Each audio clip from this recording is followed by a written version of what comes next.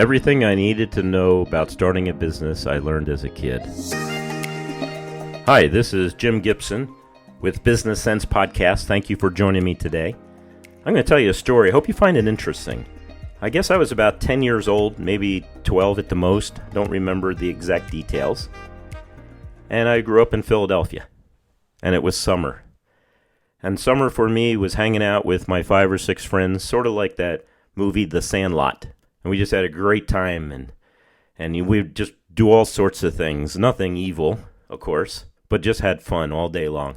And then one day, we came upon noises and bulldozers and work being done and everything else, and we went closer and saw that they were building houses. And this was going to be later, it was going to be called Morrell Park. And it was probably a couple hundred houses. There's a lot of homes. But, a bunch of boys watching construction. We were fascinated with that and watched it all day long. And eventually my friends got tired of watching the construction, and I did not. I got closer, so I decided I would get as close as I could to the work until I was told to leave or get away, go away. And, you'd have the bulldozers, and they would start out, and they would level, some land and everything else and get everything ready. And then next, the backhoes would come in and dig trenches for the sewers and the water feed and the electricity. And then next, the cement trucks would come in and lay the foundation, the slab foundation, or in that case, I think we had cellars. And then the carpenters would come in and do their job, and then the plumbers and then electricians and the roofers and everything else. So, and they would do one house and then move to the next and to the next and the next. And these were hundreds of houses. This was a big neighborhood that was being built. And it was thoroughly interesting to me. I enjoyed watching. And I got to know some of the carpenters. I watched them build the walls and how they would lift them, build them on the floor and lift them up, and how they would do different things and what was involved. And I watched the plumbers and electricians, and I got to know some of them as a kid and everything else. And then what would happen is during the day around 9, 10 o'clock in the morning, what would happen? Well, the roach coach would come, and he'd come 3 or 4 times, maybe more a day. I don't remember exactly.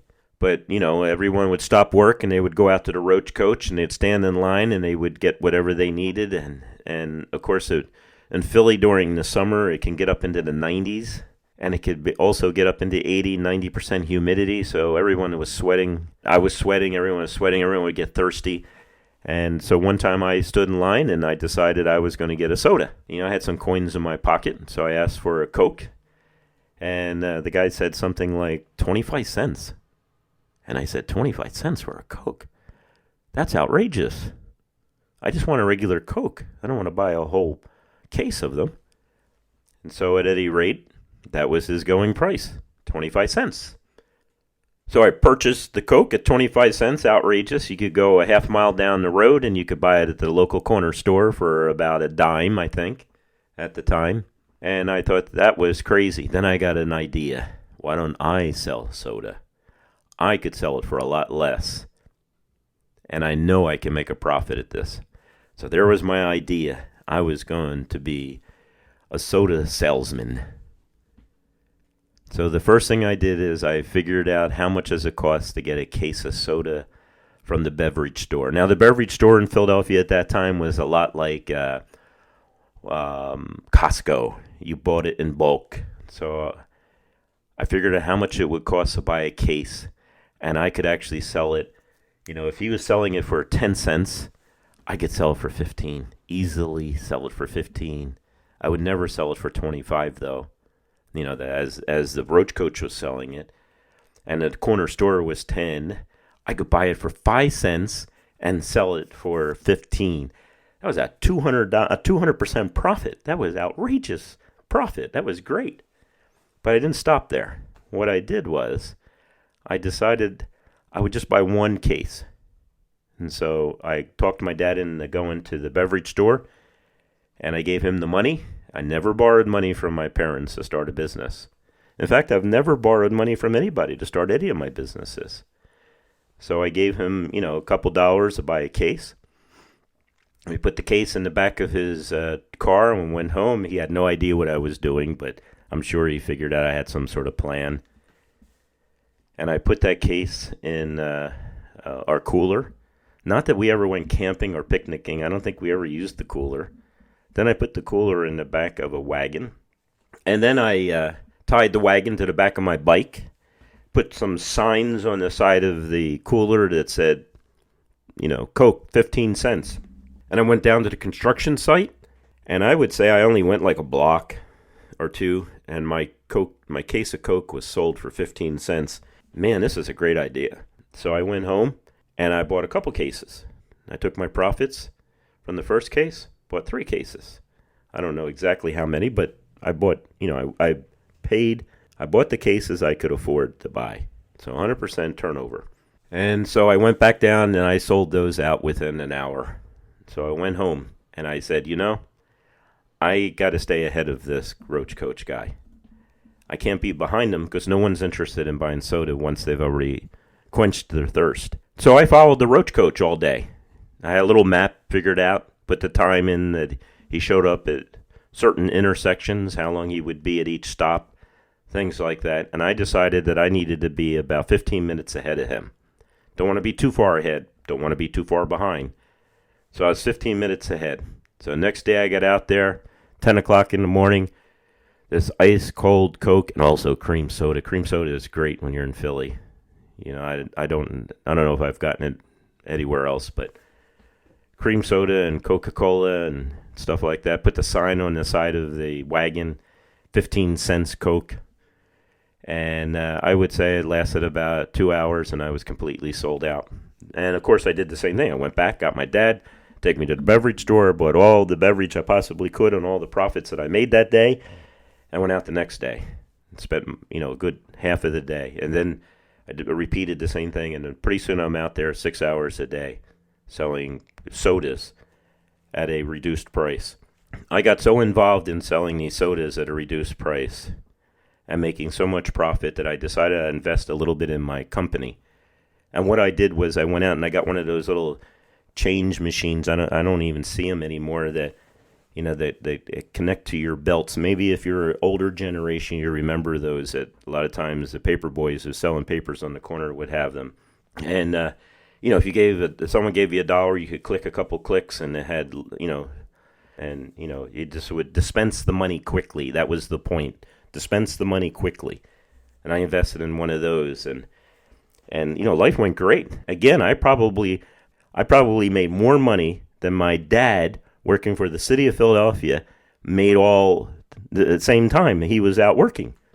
And then you guessed it, I got caught. I got caught by the Roach Coach. He figured something was going on because his profits were way down. People weren't buying soda. He probably asked, and someone said, I bought it from the kid about 10 minutes ago. And so he got wise of that, and he caught me. And he grabbed me by the scuff of the neck, and he made threats, bodily threats, to a 10-year-old of what he was going to do to me if he ever caught me selling sodas again in his neighborhood. Well, it was probably, I spent, 6 weeks or so doing this, and I decided I had enough money, and I didn't want to do this anymore. I wanted to enjoy the summer, and so that was the end of my Coke business. Well, in doing this small business, I've learned certain things as a kid. Didn't realize I was learning these principles, didn't know I used these principles, but they really worked for me, and they've worked ever since. And the first thing you have to realize is opportunities are all around you. Open your eyes. There's opportunities all around you. Some people are naysayers, and all they say is, that'll never work. Oh, this will never work. Oh, that's a silly idea. Or if it was a good idea, someone would have done it already. But the reality is there's opportunities all around you. Look at them. See what needs you can meet. See what services you can provide that other people aren't providing. The next point is get a plan. Think it through. How are you going to do this? At least start a preliminary plan on how you plan to, institute your ideas, your concepts and all. But be proactive. Think it through. The third thing is test your idea. And I did that with that one case. I started out with a case. So if it didn't work, I had a case of Coke. Maybe I could give it out to my friends. Maybe I could give it to my family. Maybe I could sell it. I don't know. But I was pretty sure it was going to work. But I didn't invest everything. I didn't go wholehearted and if you're out there and you're working at a job and you decide you're going to start your own business, I didn't quit my business, so say. I decided that I would limit my risk and I would buy one case to start with and see if the concept was going to work. Now, remember in the previous podcast about that employee of mine that decided to go cold turkey. He was 100% committed, and he was going to go out the next day and start everything. And I'm sure the day after he quit, he sat there and stared at the phone and wondered why it wasn't ringing. Well, you got to test your ideas first, and you got to minimize your exposure, your risk. So the second thing is test your ideas. So first is opportunities are all around you. Open your eyes, pay attention. 2 is get a plan. 3rd is test your ideas. Now 4 is complete a plan. So once you've done your preliminaries, you look through, you tried it a couple different ways and everything else, and you realize, hey, this is probably going to work. This is probably a good concept, and I'm getting a decent response. And so I'm going to complete the plan. Now I'm going to fill in the details because I learned a little bit. I learned that there was, like when I was pulling that wagon along with the bike, I realized that I could only sell so much in this one little cooler I had. So, I realized I'd have to make multiple trips each day to maximize my efforts. And I realized it was a good idea, but, there's other things involved. I went out and I followed the roach coach to make sure I was ahead of him, not behind him, because that would have been silly to be behind him. I wouldn't have sold anything. Getting ahead of him, I'd sell everything. So I completed my plan. I had my map. I knew what I was going to do and when I was going to do it. I knew the timing, everything else. I knew where he was going to be at any certain time of the day. So I completed the plan. And then 5th, the most important part is do it. Stop thinking about it. If it's a good idea and you've planned it and you've tested it and everything else and you know it's going to work, then do it. Now, when I started businesses, when I started Nova Voice and Data, I didn't jump in the first time. What I did was I worked nights and weekends until I knew I had enough income that I could support my family. So I minimized the risk. And then when I knew that was going to happen, then I put my resignation in with Burlington Air Express. Years later, as a Marine Corps officer, the Marine Corps taught me a little saying. It was BAMSIS. It doesn't mean anything. It's just an acronym. But it taught me that there are certain things that you do when you're given an operation, once you're given a goal that you have to reach. And it stands for, or actually it spells BAMCIS. So it says begin the plan. The second is arrange for a recon. Now, in civilian life, that would mean go do your homework. Go research things. Go check it out to make sure it's true. And then the next one, the M, would be make the recon. That would mean actually go to the library, talk to people, things like that. So you're beginning the plan, you're arranging, you're thinking through how am I going to do my research to get the facts down, to make sure I don't do something stupid. In the Marine Corps, that would mean looking at maps, things like that. But in business world, that would mean checking all different things and make sure that your concept is a good concept. And then the recon would be testing the waters type of thing, like I did with the one case. I didn't buy 10 cases at the beginning. I bought one case. And then complete the plan. Come up with all the details now that you've done your research, that you've done your homework. You complete the plan. And then the I is issue orders. Well, in this case, there was no issuing orders. It was just me. But if you have employees and you're thinking of doing something, other than what you're doing right now, and you want to add something to your business, well, then you're going to have to start training your people on the new process, the new idea, the new equipment that you're going to have. And then, of course, the last is supervise. That's only if you have employees, or I guess if you're by yourself, it's discipline to do the plan. But these things really work well. And a lot of people get in trouble is when they decide they're just going to go out and just do something. It's a great idea. Let's go do it. No, that's where you're going to fail, man. That's where you're going to be 9 out of 10 failures in the first 5 years. If you want to be successful, you got to put in your homework. But if you want to be successful, you also have to do it. You have to accomplish the task. You have to start it. You have to do something like that. Now, I didn't know those things as a kid. It just seemed natural to me. I had maybe a couple dollars in my pocket. I did not want to waste it. I did not want to borrow money. Sometimes you borrow the money, you waste it. Sometimes when you got a lot of money, you waste it. That's why I've been saying in the past, sometimes it's good to start with nothing because you're not going to waste any money. I'm not saying that's the only way to start a business. If you're disciplined enough and you know enough about business that you can go in there and take the resources that you have and spin something up with employees and everything else in a short time frame, fantastic. But if you don't have experience in business, that's not necessarily a good idea. You're going to waste a lot of money. Where if you don't have the money, you don't have the resources, it makes you sit down and think, how do I solve this problem with the resources I have, which are limited? And that thinking is going to cause you to make better decisions. It's going to make you reflect when you make mistakes that you don't make the same mistake twice. Sometimes I have seen in business, because I've seen a lot of people start businesses. When you're a business to business, especially if you're selling cabling and you're selling IT services and you're selling equipment, telephone equipment and servers and things like that, you get a feel for businesses if they're going to be successful. And if you go in and you're talking to a business owner who's starting a new business and he's all enthused and everything else, as you should be if you're starting a new business. Maybe you should be a little bit concerned too.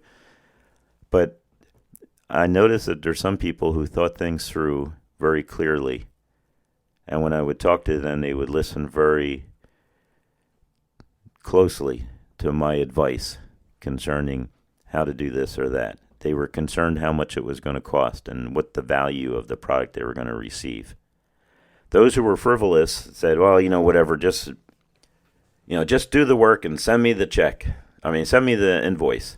Well, those were the ones who I had doubts that were going to be successful. So that's why I say if you don't have a lot of money, maybe that's the best place to start. Do it on the weekends. Do it in the evenings. Test the idea out over and over and over again. Think about that BAMSIS. That's a Marine Corps way to remember how to accomplish a task with people. So if you have a business and you have employees and you want to accomplish a task, maybe that's the way to do it, is using BAMSIS, because a lot of that deals with issuing orders and supervising. Now, there are some principles that I learned also as a kid that I followed through in my other businesses. And the principles were this: is know your customers. I knew my customers. I knew these were thirsty tradesmen who were sitting out in the sun beating on their head, working in high humidity. I know they're going to want to drink sodas and stuff like that. So I knew my customers. The second thing is I knew my competition. I knew my competition was gouging. And I also knew the market, that the market was 10 cents for a bottle of Coke. It wasn't 25 cents. And I remember a situation with one of my employees years ago. He was saying, why don't you charge more for this product you sell on Cable Supply? And I said, I bet you I could. I said, how much more? He said, I don't know, why don't you charge $5 more? I said, $5 more? Why don't we just make it 10? He said, yeah, that'd be a great idea. I said, heck with 10, let's make it 1,000. And he said, well, I don't think anyone would buy it. And I said, that's the point. I could charge more. But it's not just charging more, it's making sure you're delivering a fair product at a fair price, and then you'll have customers. If you're charging too much, you won't have customers.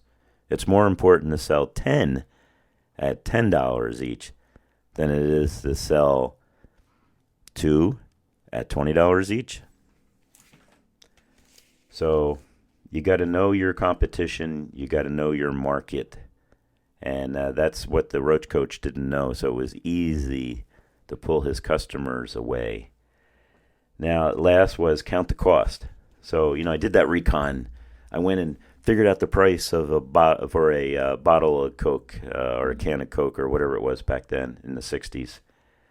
And I knew what my costs were going to be. That really, just buying a case of Coke, and my dad was going to drive me there for free. And, of course, he got tired of driving me, to be honest with you. I think that was another excuse to end it. He did not want to drive me every day to the Container Store. But I counted the cost. So my cost was my time I put in, filling up the bike every day with the ice chest full of soda 2 or 3 times a day.